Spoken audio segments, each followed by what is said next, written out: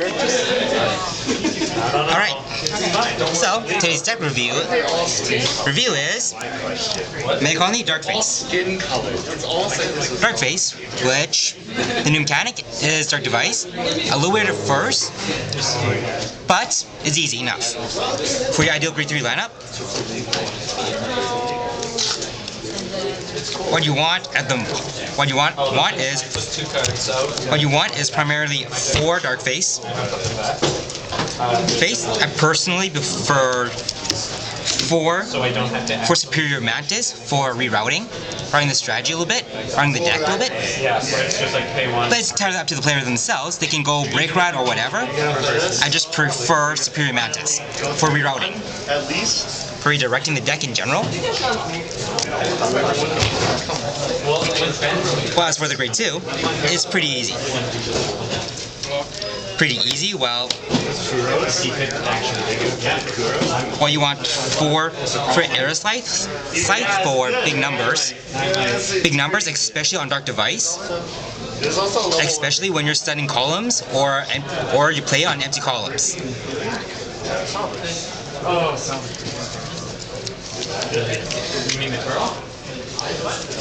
Column will punish stag. Same thing, but they'll trigger Dark Device for other columns to go into full effects. Okay. Aside from that, you just want 3 sweet cocktails for on hit. I wouldn't say on hit, but on boost counterblast for stun abilities to get the mechanic really going. Look who's here. Well, unless it's Cinderella Girls. And then the grade 1 lineup. What do you want? What makes it a lot easy? I only have to buy 2 tiles. Oh yeah, I have an extra Myriad now. Do you need it? Easy is 4 stride enablers, because they help you search out for Darkface, which is your key grade 3. It's okay, I was only 3 in general. At least on English, some will take it. 1 or 2 brilliant blisters to avoid restanding vanguards in general. I want one of these. The only problem with the only drawback, if it's not built correctly, you will counterblast yourself out. So what you want out of it is as much counterblast as you can. So Vulcan will allow you to countercharge as soon as it goes into the soul from your field with Dark Device going active. If you don't, I'll build Active, but at the same time, you got 4 rebel starshields to countercharge on your opponent's turn 2. Vanilla one. And then play one of the other. 2. But hate it. And then the grade 0. As for the starter, very handy skill to kick off. I told you, right? To kick off Dark Device when you don't have say the right units to kick it off in the first after the first stride. So I really played, and then one of the games I just got. Where's the next? Is this even in order? He doesn't have much. I have 1 package worth. And I'm getting stomach. Stride, well, in terms of triggers, you want to do 6 crits. So you want to do 4 bombscissors for the hand power coming out of as soon as you get soul charge. Well, there's more than a few names. But she's the best. Soul charge, There's a lot and then on personal preference, 2 more crits of choice, because it really does not matter in any situation. If you don't have a Kuro, you can't play it. Situation. What? Minus 30? Situation, and then you want to do 6 stand triggers. Are there any more funny rings? which basically you want to do 2 Earth Dreamers in case your opponent has 3 rear guards. 3 rear guards in the resting position. It will allow you to draw 2 right on your opponent's turn, regardless. Just turn it back, shuffle, and then draw. Makeup Widow. It stuns 1 rear guard and counter charges at the same time. So that's sort of why the deck counter charges a lot. And then it's self-explanatory for heals in general. And the other benefit with this Terror deck,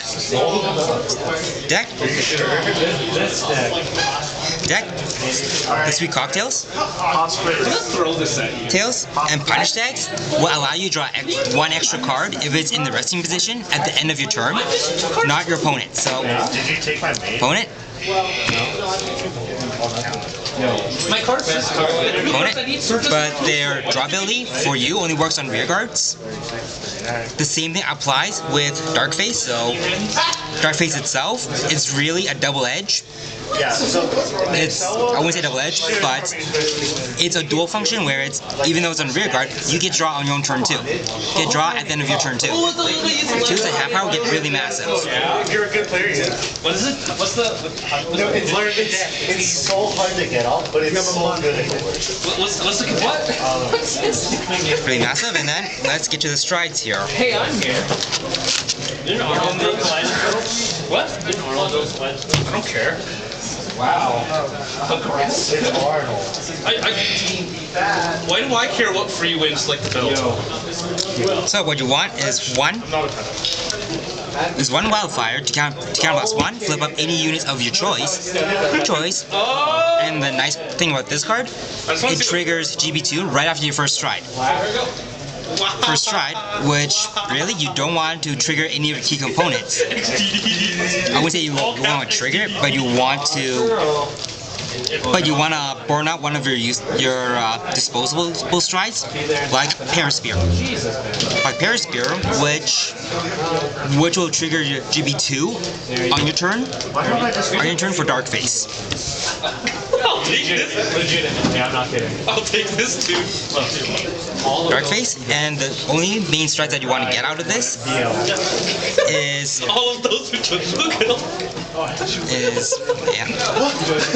1, 2 is 4 stun beetles, just because it's on hit pressure, counter plus 2, and your opponent cannot rewrite the vanguard, and it stuns it. Plus, your opponent cannot superior ride either. This is really bad. Well, you can't re-ride, or you can't. It's a 2-2. You can't re-ride, let alone stand up the vanguard for 1 entire turn. So it's great for on-hit pressure. Pressure. And then merciless darkface. Darkface. Face is your other key stride for extra power and no intercepting, so it increases your chances of hitting a little bit, but not by much. By much, the more of these you flip up, the more power you're giving to your rear guards. The only 2 strides that you want for emergencies at the end game or mid-game range, depending on your situation.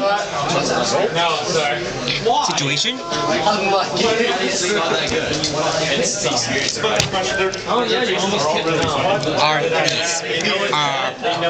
Obtarandus, because they don't persona flip, but they only count class 2. Class 2 automatically, and your opponent cannot do any superior calling on their turn, regardless. And it really screws over Neonectar.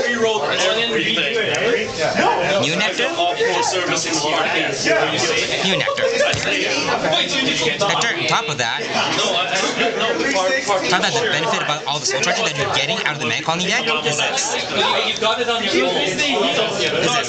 Darkface as the vanguard on your opponent's turn. If your opponent calls up a unit, just do this.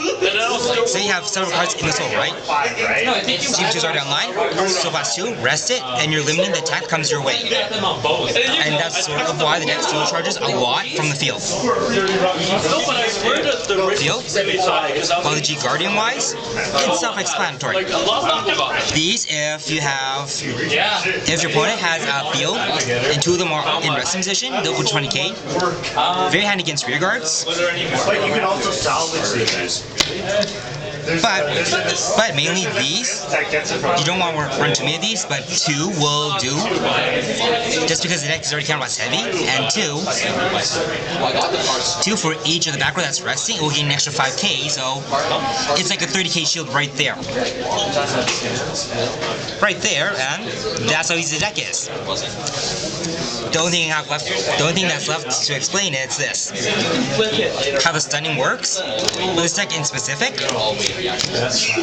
how it works is this. It's this. If this entire column is stunned or in resting position, Dark Device is active based on your unit. The unit gets placed in that one column. But if this column is empty, it would not matter because Dark Device is still active. Active, so that's how handy it is. That's how good the Dark Device build is. all your characters. The only real problem with this deck is that if you're not used to, if you've been playing the old Red Colony decks, it's a lot harder to adjust to because your stunning formation will end up like this. Will always be like this. Like this. Okay, tell me what it does. This is primarily your stun position to limit the number of attacks. Or No, that's the wrong one. this is your other stun formation from all the old builds. But the new build now, you want to stun columns in general. Stun columns as much as you can. If it's empty column, you get the idea. Dark Device is still active, so that's how easy it is. It's just adjusting to your stun formation that makes it a lot harder. Other than that, it's all self-explanatory. Liar. And enjoy the deck.